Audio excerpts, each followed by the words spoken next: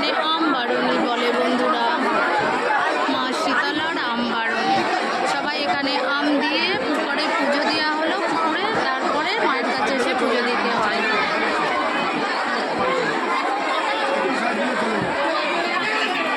বন্ধুরা আর ভিডিও করতে পারছি না, তোমরা অবশ্যই ভিডিওটা দেখবে, ভালো লাগলে অবশ্যই তো লাইক মায়ের নামে করবে, কমেন্ট করবে আর শেয়ার করতে